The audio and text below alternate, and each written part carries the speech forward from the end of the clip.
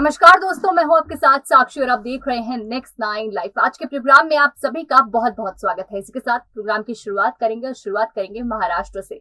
महाराष्ट्र में सियासी तूफान मचा हुआ है और इसी सियासी तूफान के बीच एकनाथ शिंदे मुख्यमंत्री तो बने, लेकिन उसी के साथ कई ऐसी चीजें भी होने जा रही हैं, कई ऐसे बड़े फैसले हो रहे हैं जहां ये देखने को मिल रहा है कि एकनाथ शिंदे है किसकी तरफ। यानी कि एकनाथ शिंदे के फैसले या एकनाथ शिंदे के बयान कहीं मेल नहीं खाते। कोई ऐसी चीजें हो रही हैं जहां उद्धव ठाकरे की तरफ से भी पूछा जा रहा है। लेकिन सबसे पहले आपको ये बता दें कि उद्धव ठाकरे से जब पूछा गया, जब उद्धव ठाकरे से एकनाथ शिंदे के मुख्यमंत्री बनने के बाद ये जाना गया कि अब वो क्या इस पर प्रतिक्रिया रखते हैं, तो उन्होंने काफी कुछ कहा। दरअसल उद्धव ठाकरे ने इस चीज को लेकर, यानी कि एकनाथ शिंदे के सीएम बनने को लेकर बड़ी बड़ी बातें कही। पहली बात तो यही कहा कि वो शिवसेना के मुख्यमंत्री नहीं है। इस चीज को क्लियर कर दिया। एक तरीके से शिवसेना से पूरी तरीके से उन्हें बेदखल कर दिया। उनका नाम शिवसेना से नहीं जोड़ना चाहते उद्धव ठाकरे, तो एक गुस्सा जो है वो दिखाई दे गया। लेकिन कई ऐसे लोग हैं, कई ऐसे विधायक जो ये चाहते हैं कि एकनाथ शिंदे के मुख्यमंत्री बनने के बाद अब वो उद्धव ठाकरे के साथ जो है एक बॉन्ड बना ले के दोनों साथ में मिलकर सरकार चलाए। इस तरह की गुजारिश कर रहे हैं, इस तरह की मांग कर रहे हैं। क्या कहते हैं इस पर उद्धव ठाकरे और एकनाथ शिंदे, ये आपको बताने जाएंगे। उसके लिए हमारे साथ मौजूद है हमारी सहयोगी, आपका बहुत बहुत स्वागत है सुरभि यहाँ पर।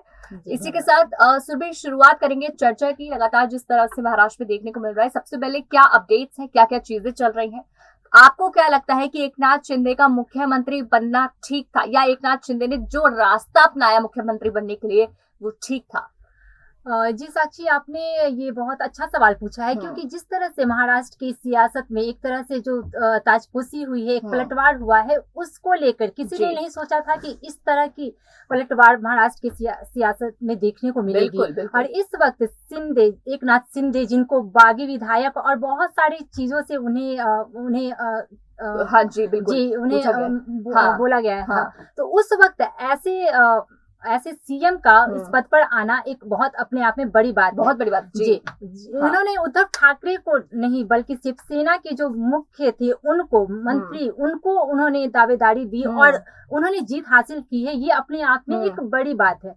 और आप साक्षी बात कर रही है कि जब इनकी सरकार बन गई है, ये मंत्री पद पे जब आ चुके हैं और इसके बाद इस तरह की बातें चल रही है कि ये दोनों गुट, जो शिवसेना टूट चुकी थी, अब ये फिर से एक साथ आ जाए, तो कहीं ना कहीं इसमें इन दोनों का फायदा हो सकता है। क्योंकि जिस तरह से हम अगर सूत्रों की बात करें, तो पिछले समय में भी इनके ही जो भी विधायक थे, उन्होंने ये कहा था कि ये कभी भी नहीं चाहते थे कि उद्धव सरकार के साथ खिलाफ जाके ये करे, क्योंकि उन्होंने अपने बयानों में कहा कि इनका मेन मुद्दा था हिंदुत्व को लेकर, बिल्कुल, जिसकी वजह से इन्होंने उनका साथ छोड़ा। उन्होंने मनाने की भी कोशिश की, जिस तरह की बातें सामने आई खुल की, कि उन्होंने मनाने की भी कोशिश की, और कुछ ऐसे भी मुद्दे थे जिनको लेके इनमें बेरुखी थी जी। पर इस वक्त सबसे बड़ी पलटवार हुई है और किसी ने नहीं सोचा था कि महाराष्ट्र की सियासत पे एकनाथ शिंदे की जीत हासिल होगी, और बड़ी बहुमत के साथ जीत हासिल हुई है। और ये पलटवार उद्धव ठाकरे को कहीं ना कहीं वो सोच भी नहीं पाए हैं और उनको एक बहुत ही बड़ा धक्का मिला है, बहुत बड़ा धक्का लगा है। जो चीज आज उनके साथ हुई है, या एकनाथ शिंदे ने जितने विधायकों के साथ बगावत करके एक अलग जो है अपनी सरकार बना ली, मतलब एक पद छीन लिया पूरी तरीके से।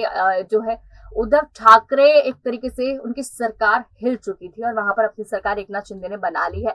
लेकिन इसी के साथ जिस तरह हम बात कर रहे हैं कि विधायकों को लेकर उन्होंने विधायकों के साथ बगावत की और गुवाहाटी वो ले गए, लेकिन इसी बीच संजय राउत का भी बयान आया, जहां संजय राउत ये बोलते हैं कि मेरे पास भी ऑफर आया था गुवाहाटी का, मुझे भी बगावत करने का ऑफर आया था, मैंने नहीं की, मैं नहीं माना, क्योंकि मैं बाबा बाला साहेब ठाकरे को मानता हूँ, सच्चा शिव सैनिक हूँ, मुझे किसी बात का डर नहीं है। तो ये जो चीजें हो रही हैं, संजय राउत बोल रहे हैं, ये बात अगर वो इस चीज का दावा कर सकते हैं कि मेरे पास भी ऑफर आया था, तो पहले क्यों इस चीज पर उन्होंने खुलासा नहीं किया? अब एकनाथ शिंदे के सीएम बनने के बाद अब क्यों वो बोल रहे हैं? पहले क्या वो डर रहे थे, या पहले ऐसी क्या चीजें थी, या अब अगर बयान आया है तो क्या हम इसे झूठा समझे? क्योंकि इस वक्त अगर आपके पास ऑफर आए ऐसी कोई चीजों का, तो आपको समझ जाना चाहिए था कि कोई बड़ा खेल आपकी पार्टी के साथ होने वाला है।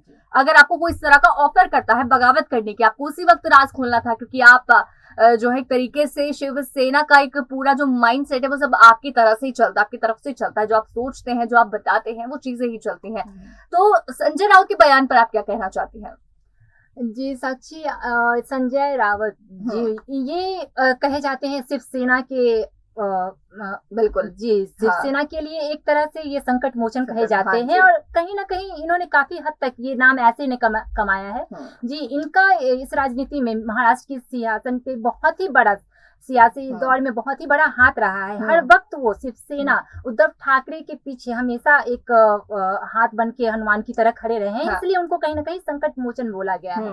पर इस वक्त जब ये ताजपोशी हो चुकी है और उसके बाद उनका इस तरह का बयान आना, कहीं ना कहीं आप सीधे तौर पे नहीं कह सकते हो, क्योंकि राजनीति का खेल बहुत ही अपने आप में उलझा हुआ होता है। कुछ नहीं कह सकते कि अगले पल कौन सा नेता किस दल में जाएगा और किसकी क्या सोच निकल कर आएगी। तो इस कहीं ना कहीं संजय रावत ने जब इस तरह का बयान दिया है, तो हो सकता है कि कहीं ना कहीं उन्हें भी इस बात की उम्मीद नहीं थी। उन्होंने लास्ट अंतिम दौर तक ये दाव पेच खेला और सोचा ही नहीं था कभी सपने में कि एकनाथ शिंदे इस तरह से ताजपोशी ले जाएंगे। बिल्कुल। तो यहाँ पर ये तो समझ आया कि एकनाथ खुद संजय राउत ने ये बात नहीं सोची थी, क्योंकि संजय राउत खुद ये बात कह चुके थे कि एकनाथ शिंदे सच्चे शिव सैनिक है, वो बगावत नहीं करेंगे। लेकिन संजय राउत का दावा उन पर ही उल्टा पड़ गया, एकनाथ शिंदे ने धोखा दे दिया। फिर से अपने नए मुद्दे पर आते, जिस मुद्दे से हमने शुरुआत की थी, जो मुद्दे पर हमें एक खास चर्चा करनी है। सुरभि देखिए क्या हो रहा है, जहां पर बगावत जो ये हुई है, इस बीच कई ऐसे विधायक हैं ये भी चाहते हैं कि एकनाथ शिंदे के मुख्यमंत्री बनने के बाद उनकी ये मांग है कि उद्धव ठाकरे और एकनाथ शिंदे जो है वो एक साथ हो। आपने उस पर बात की, लेकिन राय भी आपकी मांगना चाहूंगी। आपको क्या लगता है कि बीजेपी के साथ क्या बड़ी बगावत नहीं हो जाएगी अगर एकनाथ शिंदे इस तरह से हाथ थामते हैं उद्धव ठाकरे का और साथ मिलकर जो है आगे की काम करते हैं, सरकार बनाते हैं, आगे की रणनीति कोशिश करते हैं। लेकिन हो सकता है कि इस वक्त अगर वो ऐसा कुछ फैसला लेते हैं, क्योंकि देवेंद्र फडणवीस के साथ मिलकर तो वो जो है अब नए फैसले लेने शुरू कर रहे हैं। देवेंद्र फडणवीस के साथ भी बड़ा धोखा हुआ, ये भी हमने जानने की कोशिश की थी, क्योंकि उन्हें उप मुख्यमंत्री बना दिया गया। सुबह तक खबर ये थी कि उन्हें मुख्यमंत्री बनाया जाएगा, लेकिन कुछ उल्टा ही हो गया, वहां ही कुछ पलटवार हो गया। तो ये जो चीजें चल रही है, अगर इन चीजों के बीच उद्धव ठाकरे के साथ एकनाथ शिंदे हो जाते हैं तो कितना बड़ा असर बीजेपी पर पड़ता है? जी, ये आप बताइए।